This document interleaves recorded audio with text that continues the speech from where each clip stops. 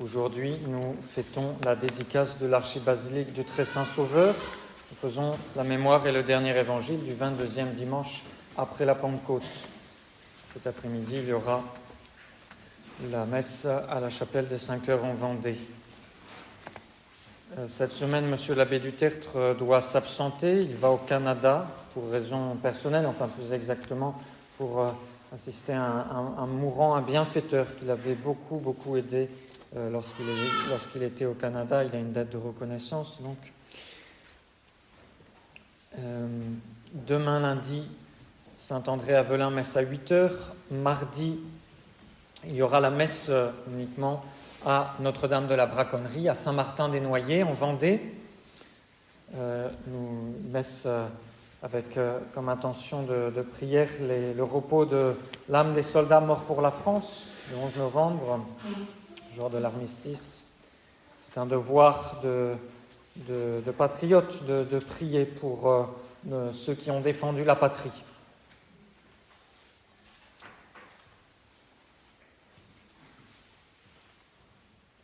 Mercredi, il n'y a pas de messe ici, je serai à Saint-Maurice. Jeudi également, pas de messe ici. Vendredi, messe à 7 heures pour la Saint-Josaphat.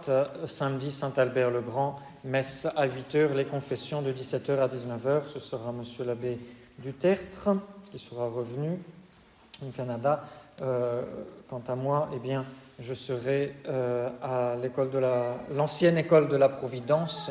Vendredi et samedi, nous avons quelques travaux, déménagements à faire et les bonnes volontés sont les bienvenues pour aider surtout les bricoleurs et les hommes. Donc vendredi et samedi, si vous êtes disponibles, n'hésitez pas à me le faire savoir. Dimanche prochain, 23e dimanche après la Pentecôte, messe aux horaires habituels, l'après-midi à la chapelle Sainte-Anne de la Baule. Et après la messe de 10 heures, il y aura ici pique-nique paroissial.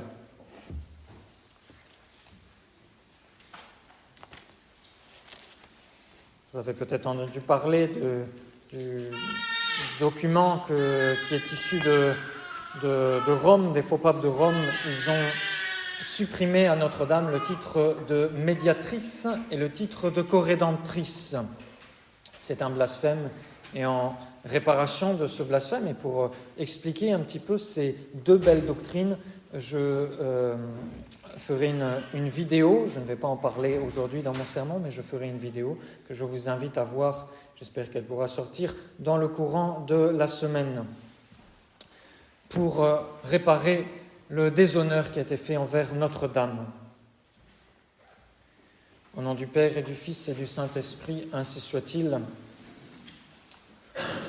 Lorsque, en 313, l'empereur Constantin rendit la paix à l'Église après toutes les persécutions romaines, il donna au pape le vaste palais des Latéranies. C'est un palais qui dominait le mont Chélius, la colline à l'intérieur de la cité de Rome, et ce palais fut transformé en basilique. Quelques années plus tard, le pape Saint-Sylvestre dressa sa chaire au fond de l'abside de la basilique et il fit alors du Latran le centre de l'enseignement et du gouvernement de l'Église. Et en y consacrant son autel, il en fit le centre de la liturgie catholique. Comme l'enseignait le pape Pie XI, la basilique du Latran est la cathédrale de l'évêque de Rome, celle qui le rend héréditaire du pouvoir apostolique, celle qui fait de lui le chef de toute la catholicité. Successivement, les papes vont agrandir et enrichir et embellir la basilique et leur résidence qui se trouvait à côté. Et quand on dit le palais du Latran, ce n'est pas seulement pour que le pape soit à son aise, c'est pour accueillir toute l'administration ecclésiastique, le gouvernement de la Sainte Église. Va être construit notamment à côté de la basilique, dans les premiers temps de l'Église, le grand baptistère dédié à Saint Jean-Baptiste, le baptistère du Latran. Et puis, cette basilique va être tour à tour détruite par les Vandales, donc les invasions germaniques, reconstruite par Saint Léon le Grand. ruiné de nouveau par les invasions normandes et rebâti par le pape Serge III, incendié une première fois au début du XIVe siècle et réédifié par le pape Clément V, incendié de nouveau au cours du XIVe siècle, reconstruite par le pape Urbain V. Ces vicissitudes qu'a traversées cette basilique du Latran sont l'image des vicissitudes de l'Église, je vais revenir là-dessus. Du point de vue liturgique, les événements importants de son histoire ont été la consécration de la basilique du Saint-Sauveur en l'an 324. C'est donc, et puis il y a la translation des chefs, c'est-à-dire de la tête de Saint-Pierre et de Saint-Paul, qui repose au-dessus de l'autel, la nouvelle dédicace de l'Église à Saint Jean-Baptiste au début du XIVe siècle et une dédicace complémentaire à Saint Jean l'Évangéliste au cours du XIVe siècle. D'où le nom complet de la basilique, l'archibasilique du Très-Saint Sauveur et des Saint Jean-Baptiste et Saint Jean l'Évangéliste du Latran. C'est le nom complet de cette basilique. La fête que nous célébrons aujourd'hui est le souvenir de la première consécration de l'archibasilique. Il faut savoir que 5 conciles écuméniques ont eu lieu à Saint-Jean de Latran.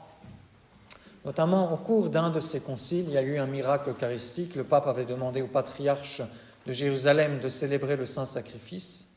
Et au cours de l'élévation, l'hostie est restée suspendue dans les airs et tout le monde a pu la contempler pendant fort longtemps.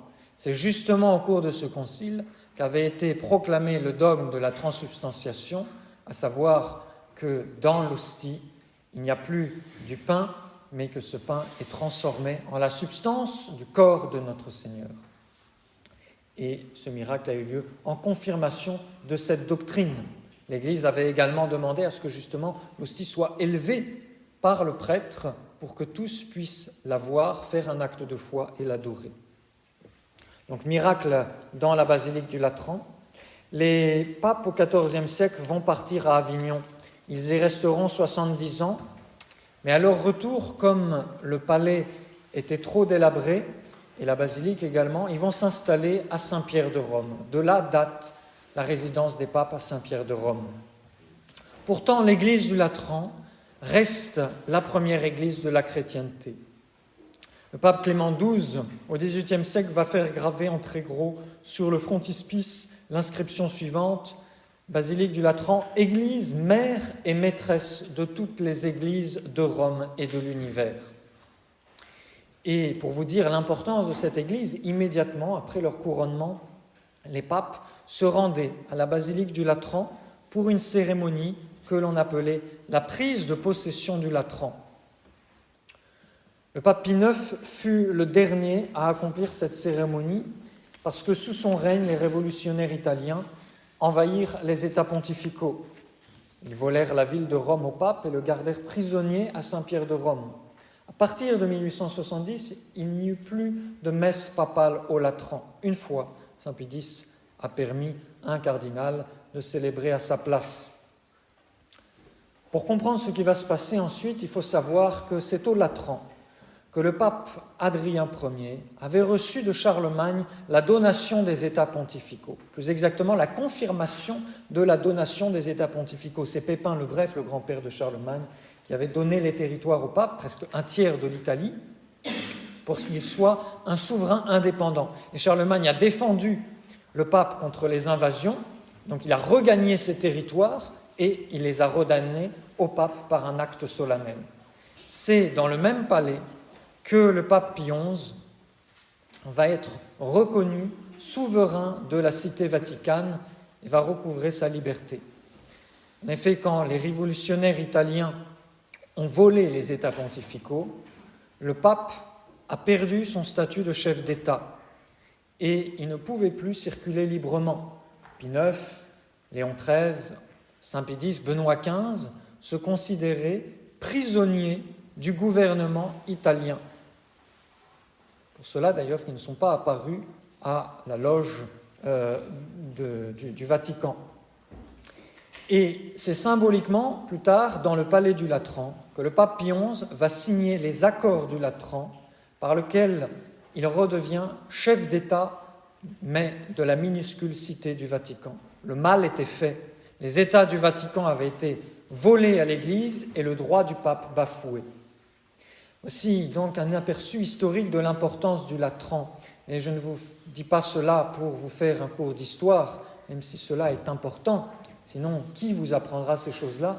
Il est important, vous voyez, de connaître la sainte histoire de notre sainte Église, et en particulier de cette Église du Latran qui est particulièrement représentative. Et surtout, il faut comprendre que le Latran est le symbole de la puissance temporelle des papes et surtout du gros droit de regard du spirituel sur le temporel. En vertu de son pouvoir spirituel, l'Église et le pape ont des droits sur l'ordre temporel. En soi, l'Église a le droit d'intervenir dans les affaires des États, même de déposer un chef d'État. En fait, par cela même qu'elle intervient dans une chose temporelle, l'Église ou la papauté juge qu'il y a dans cette chose, dans cette affaire, un rapport avec la fin spirituelle et que sa puissance s'étend jusque-là. Surtout au Moyen-Âge, l'Église est intervenue bien des fois dans les affaires temporelles. Parce que c'est son droit, rendez à César ce qui est à César, l'impôt au chef d'État pour qu'il fasse tourner l'administration de son État, et à Dieu ce qui est à Dieu, l'Église vérifie comment l'État utilise les impôts, comment l'État administre son pays, son État, comment le chef d'État administre son État pour vérifier que cela se fait en accord avec la loi de Dieu. Et les 2 fois où la basilique du Latran a perdu de l'importance au cours des siècles correspondent aux 2 fois où l'on a refusé le droit de l'Église sur le temporel. La première fois, c'est quand les papes sont partis à Avignon. C'est suite à l'attentat d'Adani, au début du XIVe siècle, 1303, retenez cette date-là qui est fondamentale, où l'envoyé du roi gifle le pape Boniface VIII, et le roi Philippe le Bel refuse l'autorité du souverain pontife. C'est une date à retenir absolument. Et suite à cela, eh bien, la basilique va également brûler et les papes vont aller à Avignon. Malheureusement, les papes vont tomber un petit peu, au moins légèrement, sous la coupe du roi de France. Et c'est Sainte Catherine de Sienne qui va œuvrer 70 ans plus tard pour faire revenir les papes à Rome. La deuxième fois, c'est quand les révolutionnaires italiens ont pris les États pontificaux. Et vous comprenez maintenant l'importance de cette fête. Nous proclamons aujourd'hui la souveraineté absolue de l'Église sur les États du monde entier. C'est une fête qui fait bien écho à la fête du Christ roi. Notre Seigneur est roi, donc son épouse est reine. Le Père Aubry disait « Le rôle et le pouvoir de l'Église dans le monde a pour mesure le rôle et le pouvoir de Jésus-Christ. Il a le même objet et le même domaine. L'Église est l'incarnation continuée et par conséquent la reine de tout ce qui s'y rapporte. Or, tout se rapporte à l'incarnation dans le monde. Voilà aussi pourquoi nous battons pour avoir des écoles catholiques, pour qu'on enseigne les principes catholiques de l'histoire, entre autres. Voyons un petit peu maintenant l'intérieur de l'Église. En entrant dans la basilique Saint-Jean de Latran, on est frappé par tout le symbolisme qui s'y dégage. Notre foi repose sur des symboles, sur des analogies, des figures, et sur les murs, sous la voûte, on voit particulièrement justement, d'un côté, les événements de l'Ancien Testament, et de l'autre côté, les passages de l'Évangile qui y correspondent. Il y a d'abord une grande peinture du déluge, et en face, le baptême de notre Seigneur. Parce que cette punition terrible qu'a été le déluge pour l'humanité, tout a été détruit, noyé, eh bien, c'est pour annoncer qu'un jour, tout le mal de notre âme, le péché originel, serait noyé dans les eaux du baptême. Ensuite, il y a comme peinture l'épisode du sacrifice d'Isaac, où Abraham emmène son fils Isaac sur le mont Moria en lui faisant porter le bois avec lequel il va le brûler. Et c'est la figure de notre Seigneur qui obéit à son Père en portant sa croix jusqu'au calvaire, et justement la peinture correspondante au sacrifice d'Abraham et le portement de la croix. De l'autre côté, on voit en grand Joseph vendu par ses frères et en face la trahison de Judas. Dans l'Antiquité, Dieu a fait en sorte qu'à cause de la trahison de ses frères, Joseph puisse sauver le peuple égyptien et le peuple hébreu de la famine. Et cela a changé l'histoire du peuple égyptien, du peuple hébreu.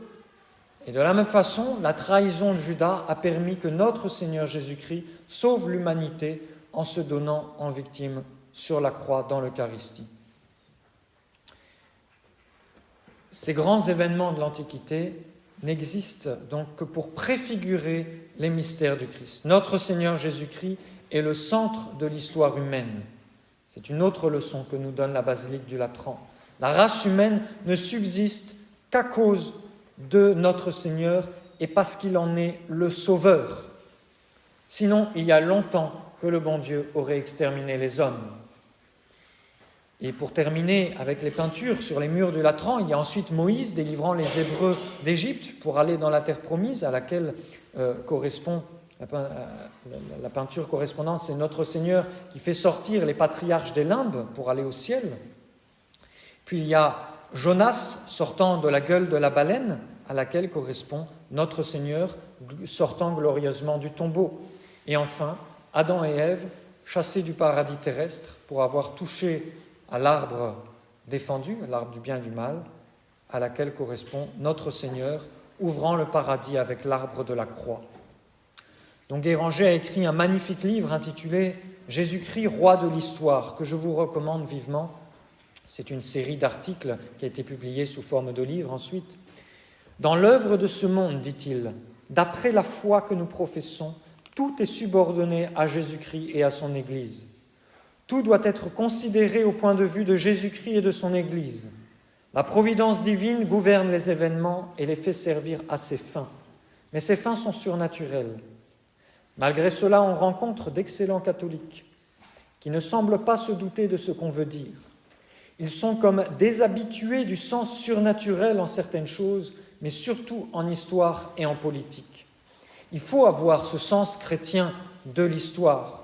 Et la crise que nous traversons aujourd'hui fera partie des grandes épreuves qui auront été préfigurées et qui auront servi à purifier l'Église et à renforcer, je l'espère, la foi du petit nombre. Elle doit nous servir, cette épreuve, à nous donner une vision entièrement surnaturelle. Sans notre foi, nous pourrions penser que tout est perdu. Voilà donc la deuxième leçon de la fête d'aujourd'hui. Première leçon, l'Église a le droit de diriger le monde et même les chefs d'État. Deuxième leçon, elle a ce droit parce que le monde existe pour notre Seigneur Jésus-Christ, dont elle est l'épouse. Et puis enfin, troisième leçon, le souverain pontife est le roi de l'univers. Et au moins en ce sens, tout catholique doit être royaliste. La constitution divine de l'Église, c'est-à-dire l'ordre que le bon Dieu a mis lui-même dans l'Église, tel qu'il l'a voulu, cette constitution divine, elle est hiérarchique. Hiérarchie du pape par rapport aux évêques, de l'évêque par rapport au curé, du curé par rapport aux fidèles. Et cette hiérarchie se trouve exprimée de manière liturgique par ce qu'on appelle la hiérarchie des autels. Après avoir été élu, chaque nouveau pape va célébrer la messe au Latran. Il est beau d'ailleurs de noter que le pape Pie XI, qui a signé ces accords du Latran, avait été ordonné prêtre dans la basilique du Latran, et 50 ans plus tard, il signe les accords du Latran, reprend possession de la basilique et célèbre ses noces d'or, son anniversaire d'ordination sacerdotale, avec une première messe pontificale à l'autel du Latran. Et cet autel sur lequel le pape a célébré la messe, c'est l'autel de Saint-Pierre, le même, celui qui a été sorti des catacombes par Saint Sylvestre à la fin des persécutions. Il est bien sûr entouré d'une balustrade en marbre, couvert d'une étoffe, surmonté d'un baldaquin, ou plus exactement d'un ciborium, dans lequel se trouvent les têtes des Saint-Pierre et Saint-Paul. Mais en soi, cet autel est très simple. Quelques planches de sapin avec une croix entaillée dedans. C'est le seul autel au monde où il n'y a pas une pierre d'autel en pierre et où il n'y a pas de relique. Le pape célèbre la messe directement sur l'autel de Saint-Pierre. Et vous vous rendez compte, l'endroit même où le premier pape, le successeur direct du Christ, a célébré la messe. C'est une relique à soi tout seul. Cela nous rappelle que la messe du pape, c'est la messe de l'Église catholique. Et c'est pourquoi un prêtre qui refuserait de célébrer la même messe que celui qu'il considère comme le pape ne peut pas professer la foi catholique. Si on reconnaît quelqu'un comme pape, sa messe est la messe catholique, la messe qui est célébrée sur l'autel de Saint-Pierre.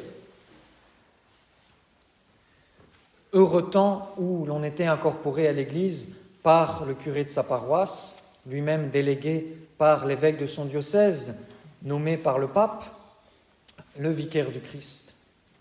Si on se rappelle la parole de notre Seigneur à ses apôtres le soir du jeudi saint, « Je suis la vigne et vous êtes les sarments », alors tout catholique est comme le grain de raisin, le fruit de la vigne, parce qu'il est soudé à la grappe, sa paroisse, la grappe pend au serment, son diocèse, au sarment, le diocèse, qui est raccroché au cep, la papauté. Aujourd'hui, cette hiérarchie est malade, si malade que, elle n'est plus disposée à recevoir la sève du Christ. Ce n'est donc plus la hiérarchie de l'Église catholique. Mais si la vigne est malade, elle n'est pas morte pour autant.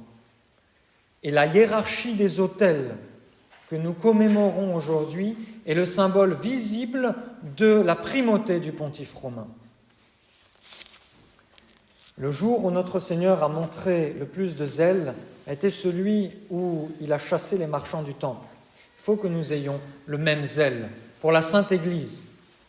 Et la marque de cela, c'est notre rejet des papes de Vatican II et c'est également de façon très concrète de faire que nos églises soient les plus belles possibles en souvenir de cette magnifique basilique du Latran, y faire régner l'ordre, la propreté pour les orner, les fleurir. J'en profite pour remercier ceux qui fleurissent et nettoient les chapelles, ceux qui chantent.